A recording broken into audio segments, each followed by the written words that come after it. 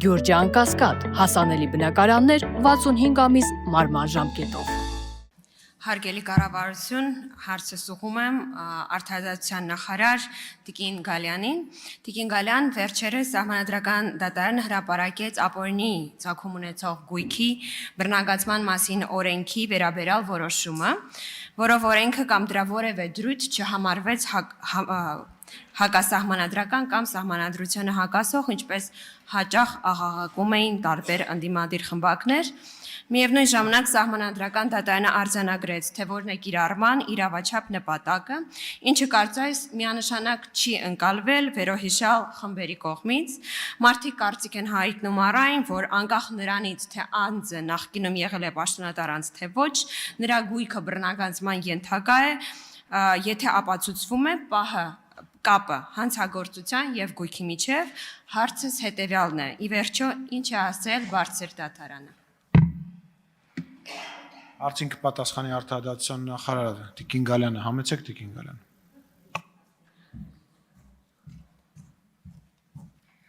Շնորհակալություն Տիկին Ղազարյան, ճիշտ եք, Սահմանադրական դատարանը օրենքը եւ դրա բոլոր դրույթները համարել է սահմանադրությանը չհակասող, այսինքն մենք գործ ունենք լիովին սահմանադրական օրենքի եւ դրա կարգավորումների հետ։ Միևնույն ժամանակ Սահմանադրական դատարանը օրենքը կարելի ասել մեկնաբանել է դրա նպատակների տեսանկյունից եւ առանձնացրել է երկու իրավաչափ նպատակ, դրանցից մեկը հանցագործությունների դեմ պայքարն է, մյուսը կոռուպցիայի դեմ պայքարը։ Եվ այս համատեքստում դատարանի կողմից առանձնացվել են երկու սուբյեկտային կազմեր, դրանցից մեկը պաշտոնատար անձինք են, իսկ մյուսը պաշտոնատար անձ չհանդիսացող ֆիզիկական անձինք։ Եվ այս երկու խմբերի պարագայում նպատակը ներկայացվել է տարակերպ։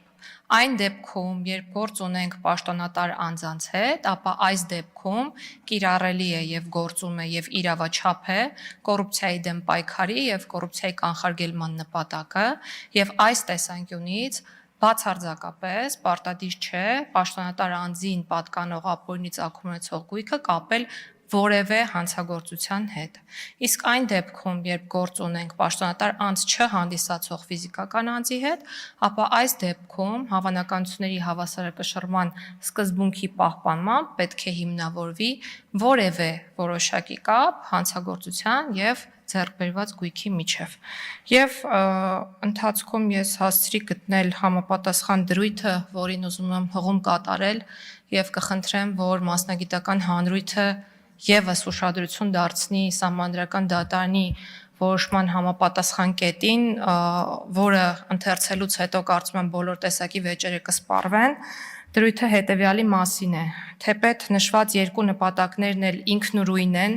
եւ յուրաքանչյուրն իրենով հետապնդվող շահի տեսանկյունից ծանրակշիռ, դրանք օրենքով նախատեսված կառուցակարգերի եւ ընթացակարգերի կիրառմամբ միմյանց բացառող չեն եւ կարող են հանդես գալ ինչպես միմյանց համընկնելով կամ փոխլրացնելով, օրինակ կոռուպցիոն բնույթի հանցանքներին առնչվող անձանց գործերով, որոնք օրենքի իմաստով պաշտոնատար անձ են, այնպես էլ առանձին։ Սա 102-րդ կետն է Սահմանադրական դատարանի որոշման, որը ել ավելի ամրապնդում է այն գաղափարը, որը կարմիր թելով անցնում է Սահմանադրական դատարանի ողջ որոշման մեջ, այսինքն դա այդ միտքը պարբերաբար արծարծվում է որոշման շրջանակներում։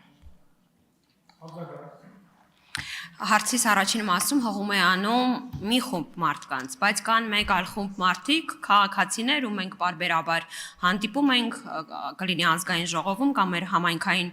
այցերում, որոնք բողոքում են ապօրինի գույքի բռնագծման մասին օրենքի կիրառելիության հատվածից, այսինքն քաղաքացիների ակնկալիքը տեմպի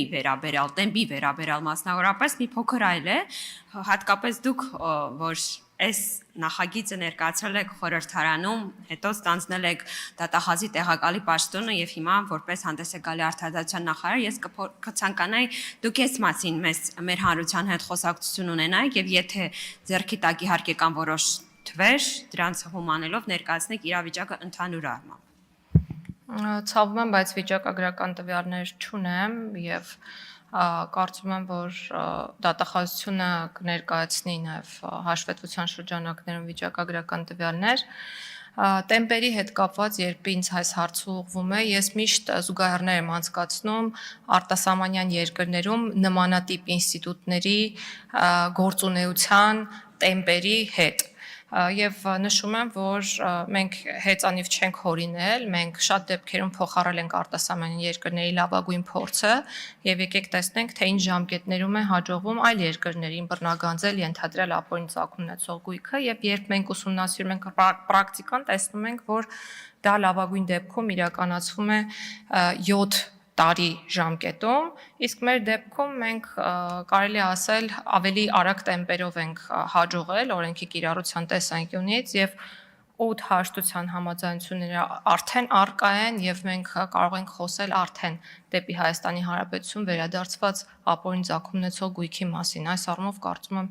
մենք ավելի արագ ենք աշխատել, քան մի շարք երկրներ։